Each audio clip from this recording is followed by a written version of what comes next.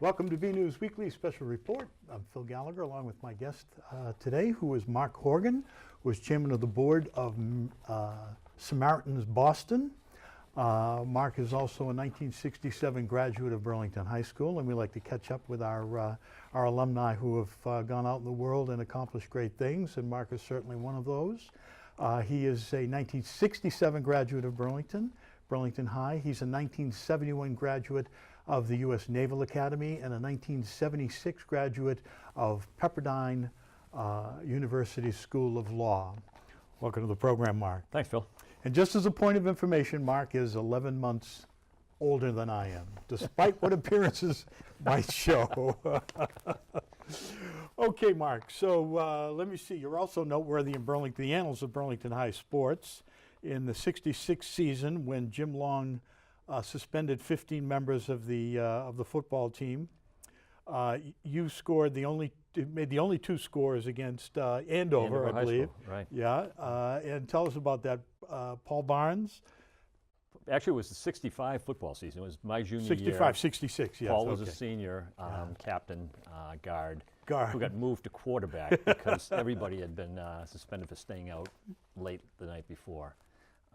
In an otherwise rout of 51-8, I think the score was, I scored the 8 points. Great. My claim to fame. Down in history. We all got beat up. Okay, so you come out of Burlington, and there's a connection to Mike Leone, who was also a '67 grad. Tell us about that. Yeah, Mike is a classmate, good friend of mine for a long time, as we all were. Right. And Mike and I both got appointments to the Coast Guard Academy coming out. And I had also applied to the Naval Academy and got an alternate appointment. And we were going to Coast Guard, and about 6 weeks before we were supposed to leave, I got a telegram from Navy saying, we got a spot if you want it. Mm-hmm. And I took it. It was a while before Mike would talk to me again. But the happy ending of the story is that Mike and I both became service lawyers. He spent his career as a lawyer for the Coast Guard, and I spent mine, for the most part, as a lawyer for the Navy. And he ended up as the head of the Admiralty, well, actually ahead of the Port of Boston. Mike retired out of the Coast Guard office in Boston, went to the Mass Ports Council's office, and then Governor Cellucci appointed him director of the Port of Boston. During that 9/11 era, he served, and he was also the national chairman of the security committee for all of the ports in America at that time. Okay, so you've had actually 3 careers. We do want to talk about Samaritans of Boston, but let's begin, let's go back in your naval career. So you get out and you're a super swabby, you know. We don't normally refer to Navy captains as swabbies. So tell us about your assignments. I know you were off in the Pacific. You were at Sublant on the East Coast. Right. Give us some of the highlights of your naval career. Kind of general, huh? Well, I graduated in '71 and went what they call surface Navy, which means a ship. Navy spells ocean. So I was an ensign assigned to a new frigate. It was called a destroyer escort back in those days, out of Long Beach, California. And I reported as gunnery officer for the 5-inch cannon that we had on board, as well as all of the associated ammunition and small arms. And we got assigned to be the test platform for a number of weapon systems, and I was assigned to be the officer in charge from the ship's standpoint of those systems. Now, there was a significant naval attack that occurred at the same period of time, right? Yeah, during the '67 Six-Day War between Israel and the Arab nations, a Russian-built Styx missile was launched by Egypt from what we would call a PT boat. It was a missile boat that sank an Israeli destroyer quite quickly. Right. And it's unheard of that a vessel of that size could take down a destroyer. Yes, that was a first, and it sent a ripple through all the navies of the world because they immediately understood how vulnerable they were. Mm-hmm. So theoretically, you could see a battleship, a carrier with a small cadre of these little boats. Sure, exactly. At any rate, we had to come up with the defensive systems very quickly, and a few makeshift systems were put out initially, but Raytheon received a contract from the NATO navies to develop the NATO point defense system that would be installed on ships of all sizes that would defend from a point attack. In other words, a missile launched skimming across the waves right at you. Mm-hmm. And we were the test platform for that. So it was fun from the standpoint, I got to shoot a lot of missiles off the Pacific Missile Range as we developed the system. And it also gave me a little bit of visibility, which was useful in getting selected to law school because that was a competitive program. Right. So now you're over at Sublant. Well, now, you do Sublant before you do Pepperdine? No, so what happened is after my tour at sea, I got selected to go to law school. Back in those days, post-Vietnam, lawyers weren't joining the Navy, so the Navy was training their own. Right. So Mike and I both benefited from that And it was terrible duty because you were actually at Pepperdine, which is in the hills overlooking Malibu Beach. That's correct? right, that's right. Hey, somebody had to do it, right? Tough duty. But I did a number of jobs. I came out in 1976 as a lieutenant, and I tried my share of court-martials, and then I was a lawyer for the Now, Naval wait a minute. Section. Who gave you your diploma from Pepperdine? Oh, Judge Blackman, Justice Blackman, came out from the Supreme Court. So he was the speaker at graduation in Malibu. Handed you your diploma. He did. Unbelievable. Yeah. That just shows you how old I am. That was a long time Us, ago. how old we are. Yeah. At any rate, so I did the usual things, tried court-martials, was a station legal officer out in Long Beach. One interesting thing is I spent 3 years with the Justice Department in San Francisco trying admiralty cases up and down the West Coast where the Navy had been sued. That was interesting. But ultimately, referring to the job that you mentioned, when I was a commander, I was assigned to Norfolk, Virginia, right in the last couple of years of the Cold War as the force judge advocate to the 3-star admiral who ran the submarine force for the Atlantic Fleet. And that was interesting because we were back in those days face to face with the Russian submarine force, and it's a fun way to practice law, or at least an interesting way to practice law when you're involved in that kind of strategic decision making. Now you're in the Trident. Was it Trident test range?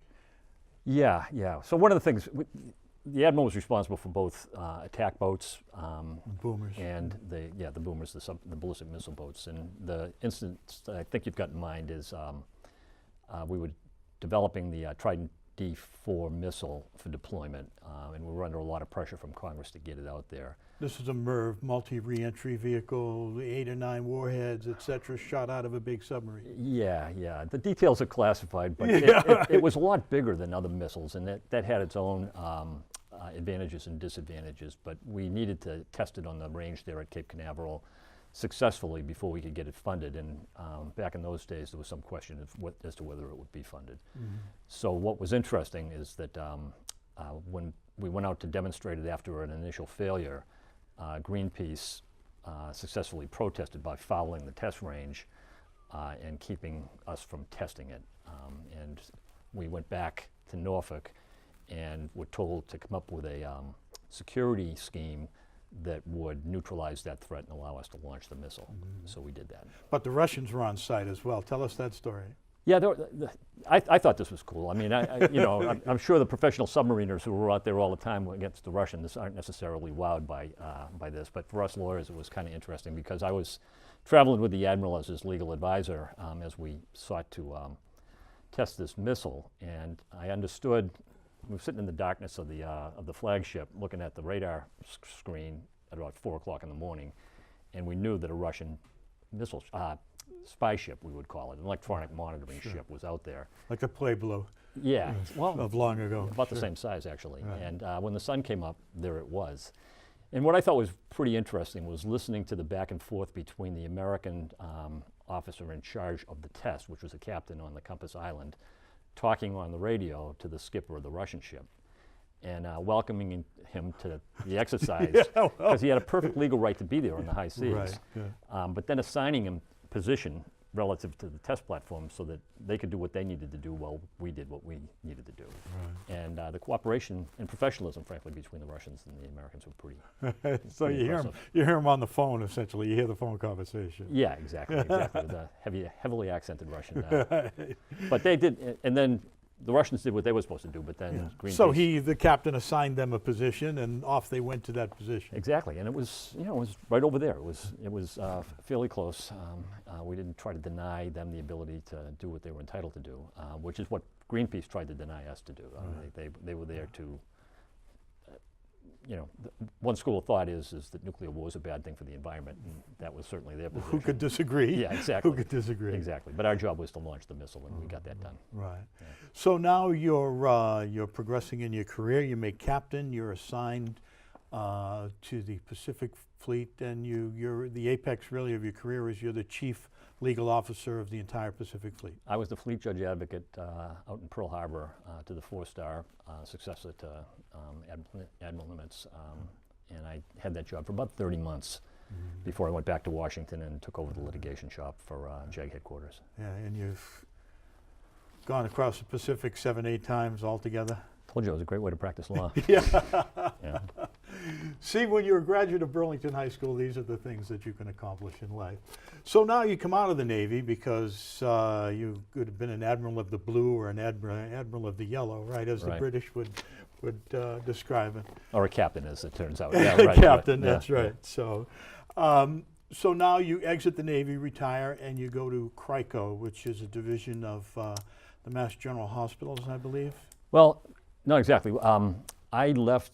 I retired from the Navy in July 1999 and moved my family back here and started. home. Yeah, thank you. I had gone away when I was 18. I came back when I was 50. At any rate, I joined the Controlled Risk Insurance Company, which is a captive program for all of the schools associated with the Harvard Medical School, all of the hospitals and doctors associated with the Harvard Medical School. So we provided medical malpractice insurance to all of the docs at Mass General, Brigham and Women's, Children's, Beth Israel, etc. 20 plus hospitals, ultimately 10, 12,000 docs. So I did that for 17 years. I retired in 2016 from that. I started off as the number 2 in the claims department, either settling claims against physicians or hiring lawyers to defend them in court.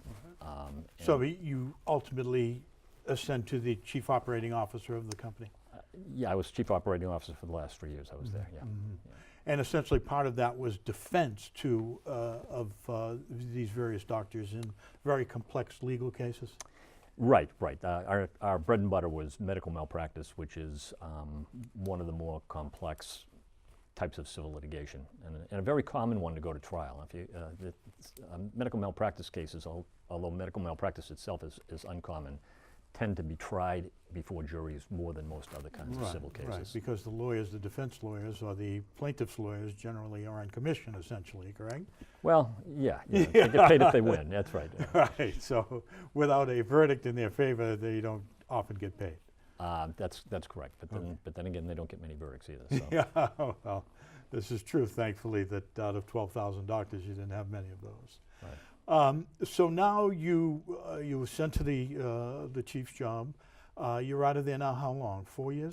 No, just 2. I retired in July of 2016 after 17 years there. And I think if I can just jump where I think you're going is the thing I got involved with before I left CRICO was the Samaritans. Yes. And I joined the board of directors of Samaritans in 2011. And just earlier this month was appointed chairman of the board. Chairman of the board of Samaritans of Boston. Of Boston, right. Okay, so Samaritans is a very, it's an older organization begun in the British Isles, I believe. Correct. You're celebrating your 40th anniversary here in Massachusetts.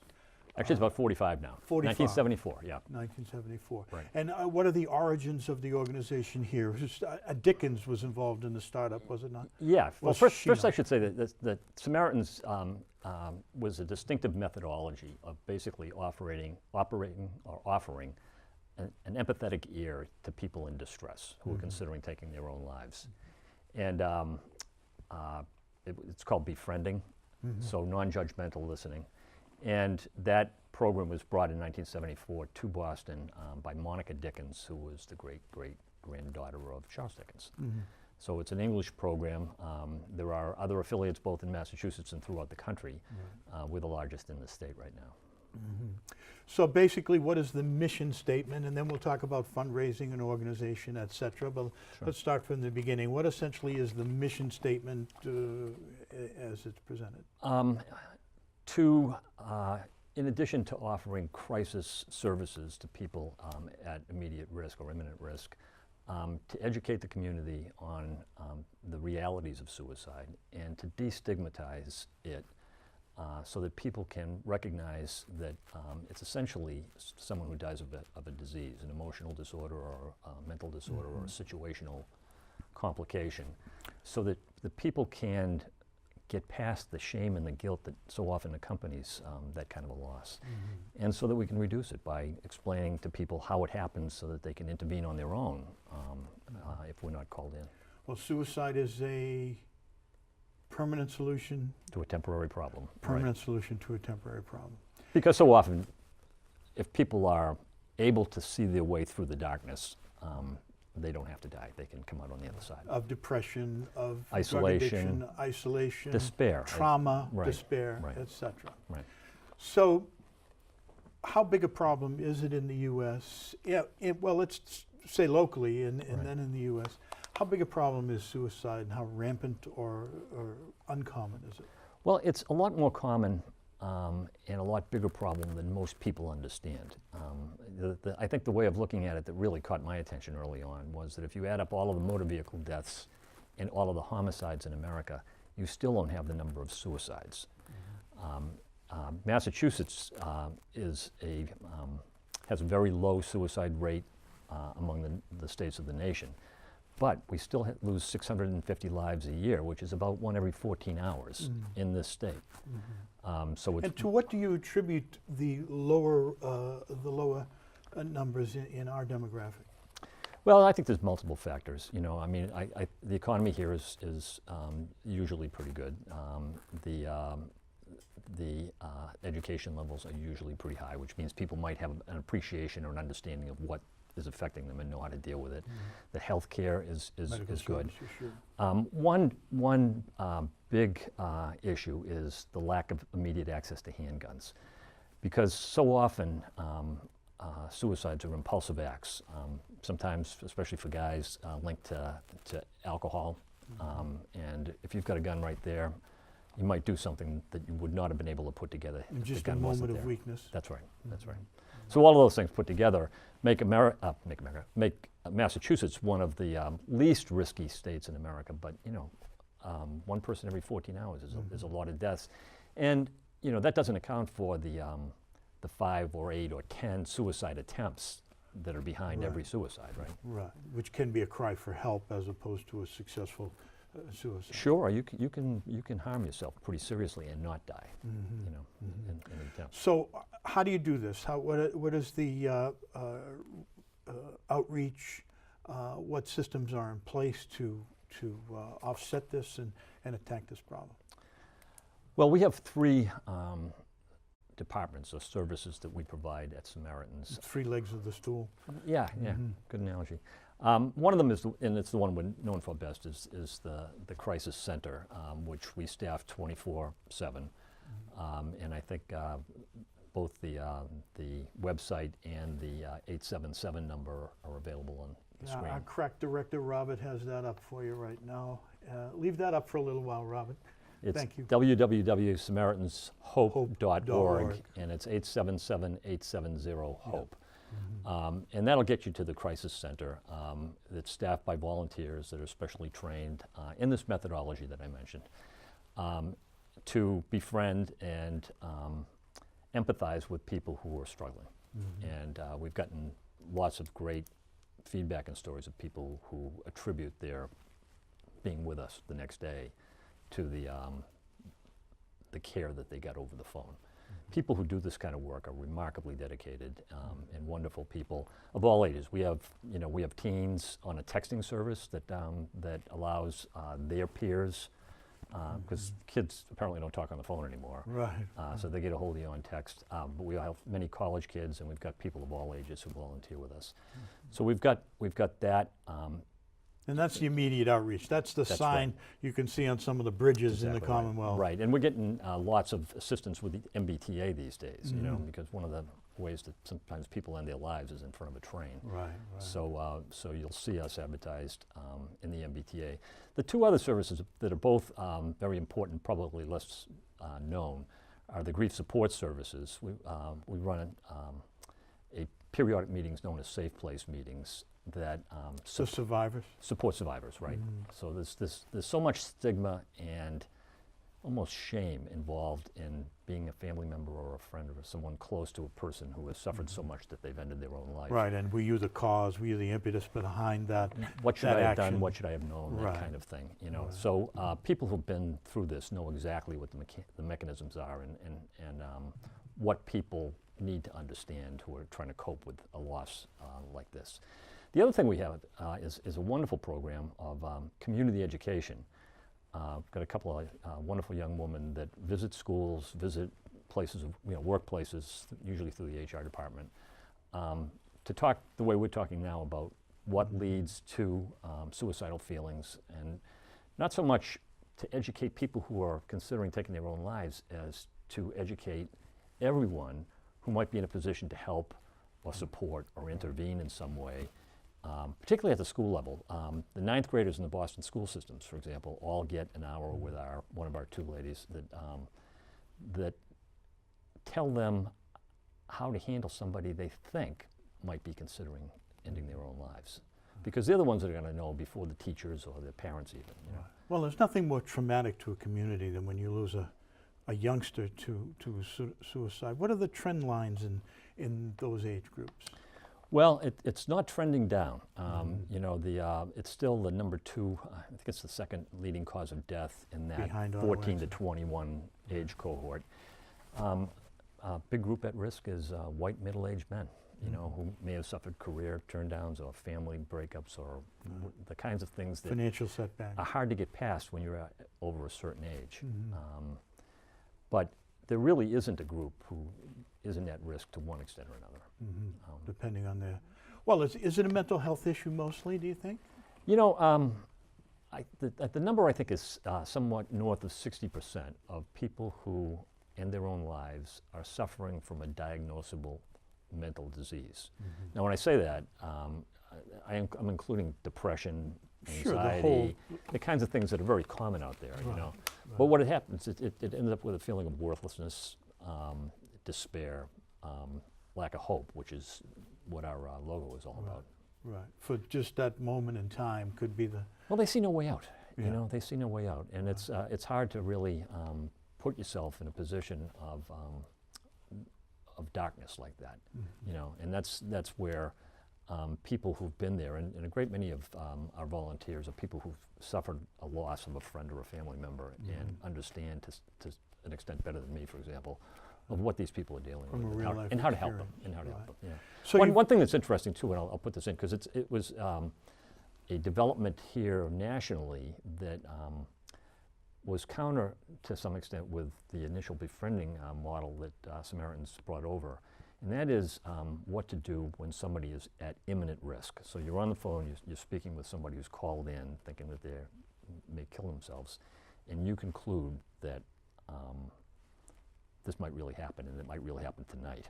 soon, yeah. Right, so we have a set of senior people that are reachable immediately by phone to talk that through as to whether or not an imminent risk situation exists. And if it's concluded to exist, then usually we call the emergency authorities to Okay, so intervene. this is within minutes of a call, somebody's reaching out, there's imminent danger. Right, And your folks can respond within minutes. Not our folks, it's the 911 folks. Right, but I mean, But we your- call them. yeah, Yes, right, exactly, right. And- setting a save in motion. Right, and that's, it's not common in the thousands and thousands and tens of thousands calls we have, but Right. it happens roughly once a week. Right. You know, You got somebody a critical one. somebody is on the very threshold of suicide. So you're upwards of almost 3 million calls at this point, I think. Over the Calls, course. texts, et cetera, contacts in 45 years. Right, and we're running, you know, close to 100,000, 75, 80,000 a year now.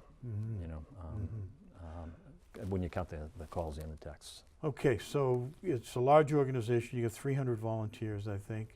You have a large board. You're a 501c3, obviously, That's for the purposes of tax deductions, for those of you who would like to make a donation. But also you have fundraising vehicles. What's coming up that's important? Well, a couple of ones. it's actually great timing. September is Suicide Prevention Month, so we have run an annual 5K walk run for families, and our next one is this Saturday at 10 o'clock at Artesani Park, which is right there on the river near the Harvard Stadium in Alston, Brighton area. And registration starts at 8. The event itself starts at 10. It's kind of a family morning. There'll be DJs, people from local radio stations. We've had the mayor there in the past. It's really a nice event. And what really is heartening about it, because suicide is kind of a downer when you talk about it in isolation, is the families who enter teams, and there are upwards of 150 teams that are run in memory of their lost loved one. And what they're doing is they're sharing their loss and they're celebrating that person's life in a way that people don't often associate with suicide. So it's kind of an upbeat event, and a lot of people take a lot away from it. But it's also one of our 2 major fundraisers. Right. What's the second? The other is the Breakfast for Hope, which we hold in Copley Square every May. And we also enter about a dozen marathon runners who run the Boston Marathon on our behalf, each one of whom raises thousands of dollars for us. We have How about corporate sponsors. foundation support? I know you're getting corporate support, but do you get foundation support as We well? do get foundation support. A fair amount of foundations are, a lot of them remain anonymous, and some of them are recurring grants. We've recently started getting some money from the state, given our role at the MBTA and the Boston school systems and so on. All right, so I know why, and everybody that knows you knows why that they would choose you as the chairman of the board. So what is the chairman's initiative? What goals have you set forth? How long is your term? There are annual terms. Typically, the chairman stays in place for 2 or 3 years. So as I said, I just took over from Terry Perella this month. I'll be there probably for 2 years. Probably for 3. Right. So we're in the midst of a 5-year strategic plan. So that needs to be updated at some point during my tenure. And we're also exploring a capital campaign to raise the kind of money, in addition to supporting our annual operating expenses, that would allow us to take it to the next level. I mean, the kinds of services that we regularly provide in the Boston area aren't necessarily available throughout the entire state. So one of the things that we're looking at is whether or not we could support our sister organizations or provide direct services to people who are underserved in this area. I've been on the board now since 2011, and it's really been heartening to see the amount of momentum that the organization has gained. People are starting to understand what this problem is all about and what the solutions might be, and it's really a very hopeful thing that we can come together as a community and get it under control. Let's put it that way. I'm not sure that you can. It's like any other big problem that'll always be with you, but hopefully the resources we can bring to bear on it, they're going to cause a lot of people not to lose relatives they might otherwise lose. Great. Unfortunately, we've run out of time. My guest has been 1967 graduate of Burlington High School, Mark Horgan, graduate U.S. Naval Academy 71, Pepperdine Law 76, Captain U.S. Navy retired, Chief JAG Officer of the Pacific Fleet, Chief Operating Officer of CRICO, and now Chairman of the Board of Samaritans Hope, SamaritansBoston.org. And one of the examples of what Burlington has produced in its youth out there making their mark in the world. Hey. Their mark. There you go. There you go. Thanks, Phil. Thank you, Mark. It's been a pleasure. Thank you for joining us.